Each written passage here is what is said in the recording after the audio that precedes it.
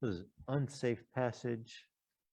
So this is people seeking asylum in Europe, leaving from Libya.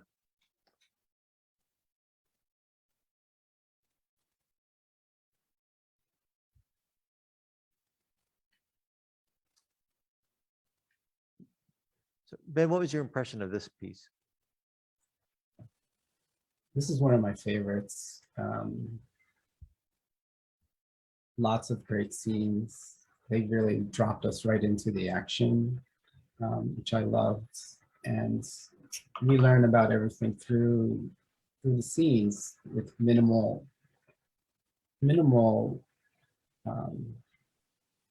direct to the camera sort of exposition. You know, I think that they like the game. They did a really excellent job of incorporating information as we went along through the various verite scenes. Also,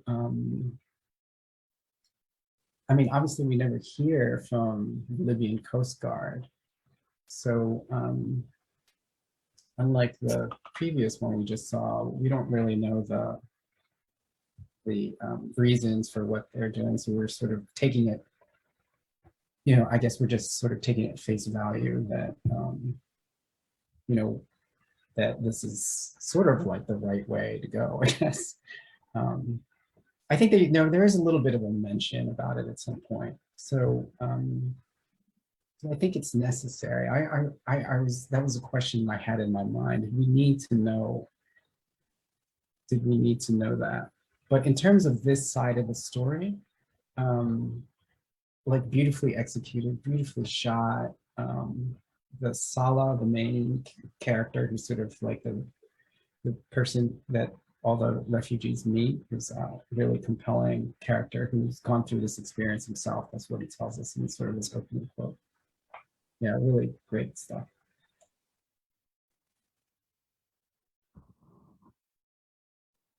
Jessica, what were your thoughts? Oh, sorry. Yeah, this is I think my favorite piece of all the pieces that are in this group. Everything that Ben said, I feel like we're all on the same page, but everything that Ben said, I would reiterate. I love the storytelling. It just brings you there, and there is no there's just not a lot of like sit down interviews. It just, you're in the story and you are there. I think it's like it's always my goal, right, to do that. And I think I fail miserably at every time to do that. To capture this in real time.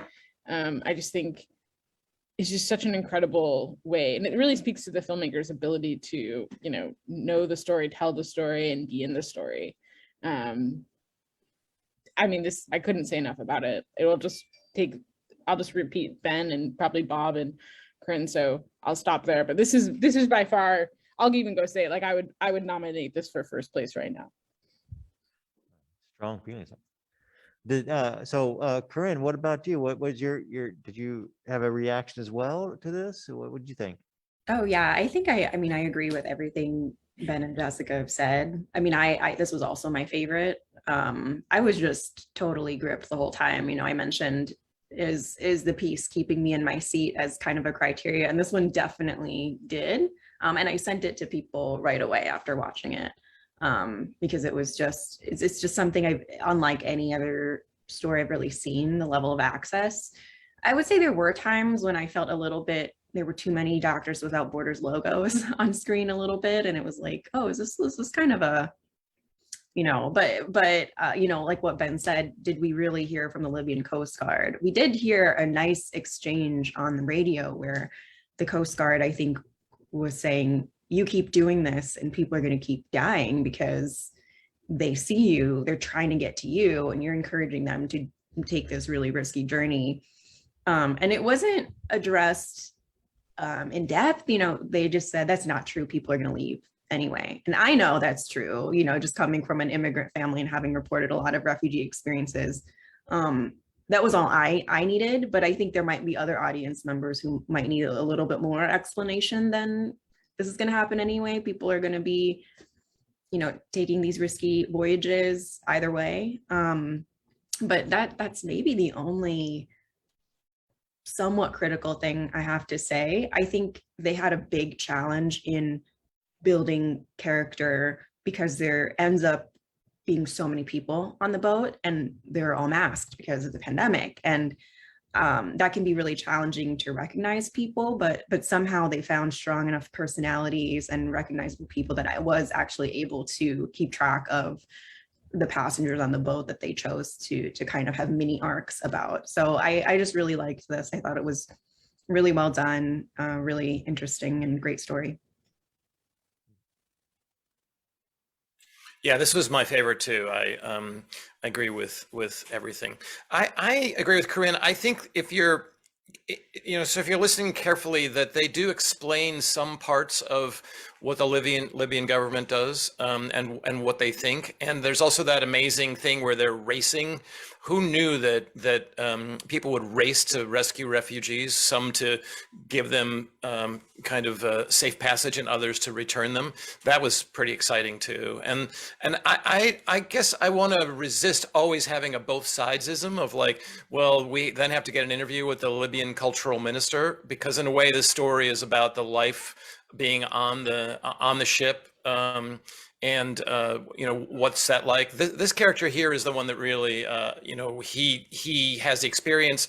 He's the sort of cultural person for Doctors Without Borders, and he makes the connection. I thought it was really just a fantastic piece. Also something that, clearly spent a lot of time with. They have views from the plane, views from the boat.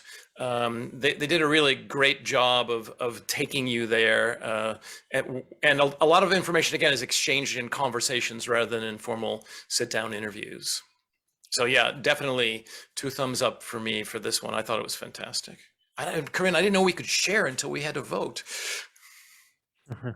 So I was just going to ask about kind of the one aspect you just touched on, Bob, which is like the team aspect of this reporting. And it seems like it's longer piece, more involved, but in a situation like this, you can't have a large team.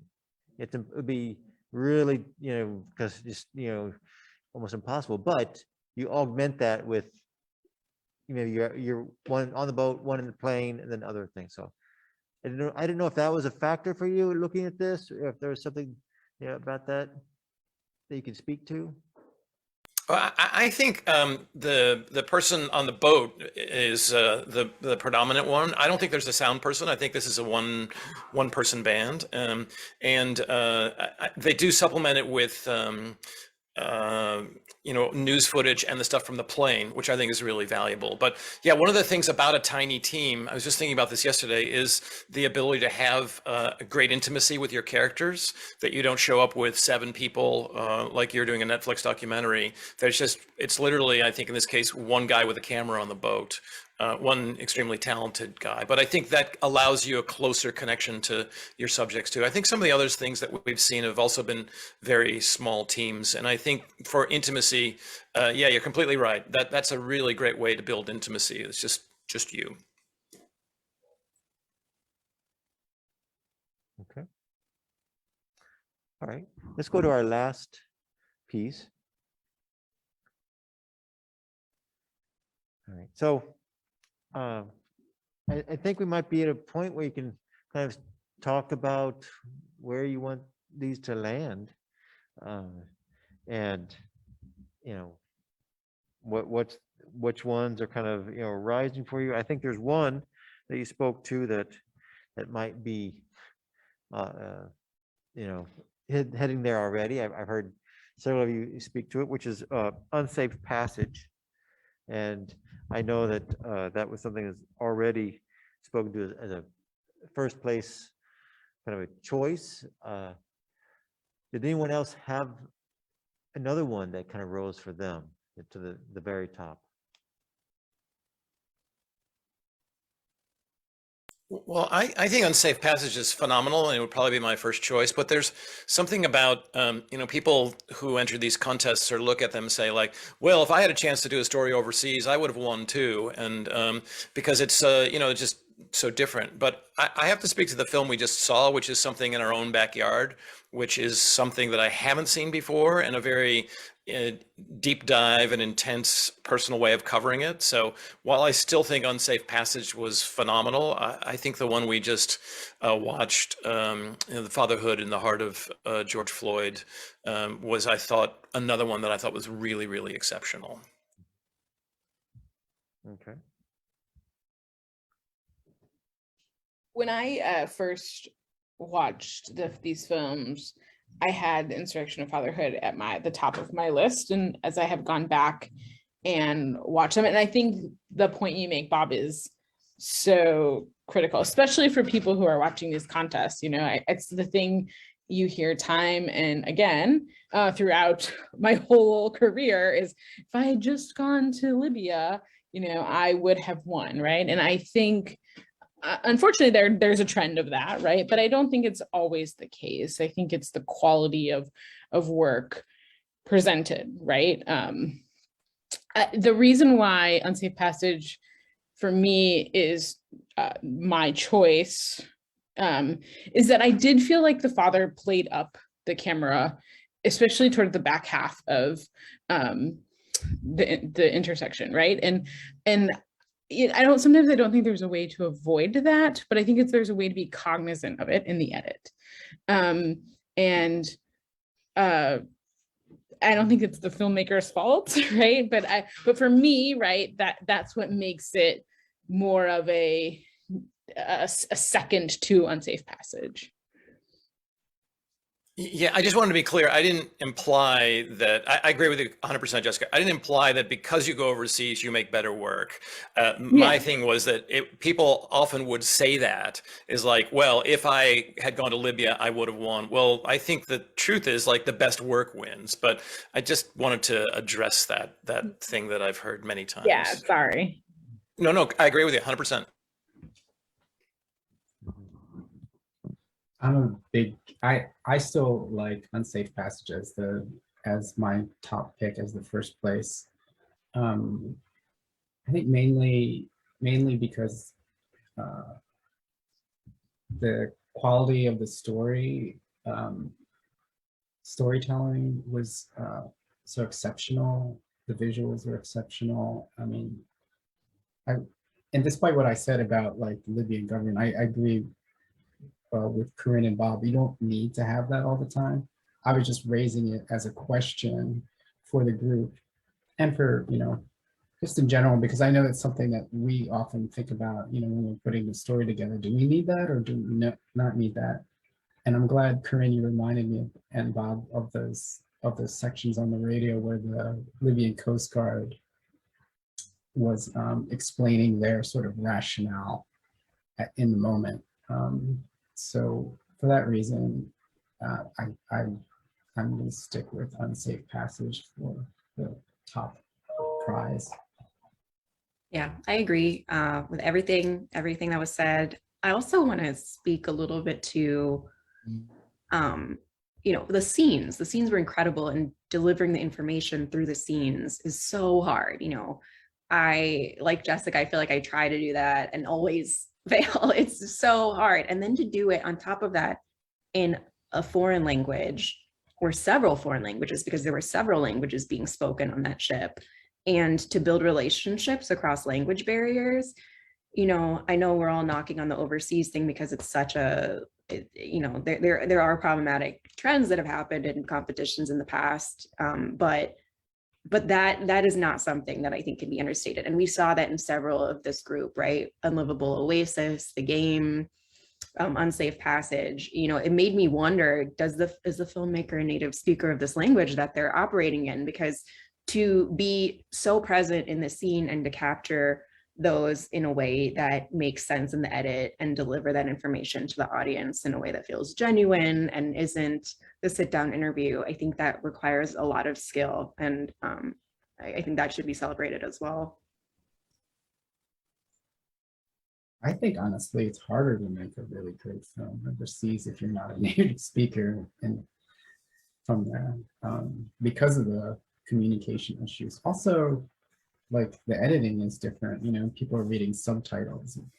And then so that connection even has to be stronger because audiences are diverted a little bit by the subtitles and they can't just sort of just experience it in English, for example. I couldn't agree more with that, Ben. Having worked both as a still photographer and a videographer overseas, it is so much harder to be a videographer and to have a good narrative. Like when you're a photographer, you don't need to know what everyone is saying, right? You don't need to know every bit. But like when you're a filmmaker, you have to know and understand and comprehend and and that's a really important for real time, right? Because like it indicates what you're going to shoot next. And if you don't know what they're talking about, you don't actually know what you're shooting. You're just kind of, shooting in a barrel, right? And like hopefully you got what you need when you go to the edit. And so what I think is so remarkable about this is that it's just all there and it's all beautiful. And these moments are just incredible. And yeah, I hear your point about the Libyan government. But I think we all get in that where we think we all need everything, every side of the story. But I think it's in this case, I think it works. What's there works. Well, that's So- a great point. As photographers kind of take on film projects, the idea that you have to know what they're saying in that other language, and that's going to determine your next step. That's a really, really great thing to keep in mind. Bob, what were you saying? I think I cut you Yeah, off. no, great points. I agree with all. I was going to nominate Unsafe Passage as the winner.